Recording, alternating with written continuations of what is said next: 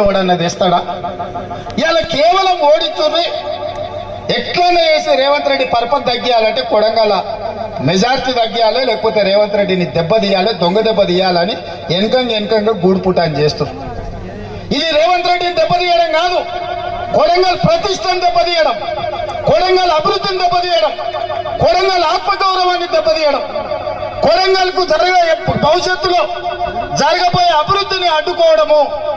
ఒకవేళ ఏదైనా తప్పిదం జరిగితే కృష్ణా వికారాబాద్ రైల్వే లైన్ రాకుండా పోద్ది, కొడంగల్లో వచ్చే సిమెంట్ ఫ్యాక్టరీ రాకుండా పోద్ది, నారాయణపేట కొడంగల్ ఎత్తిపోతల పథకం ఆగిపోద్ది, పాలమూరు రంగారెడ్డి ఎత్తిపోతల పథకానికి జాతీయ ప్రాజెక్టు రాకుండా పోద్ది.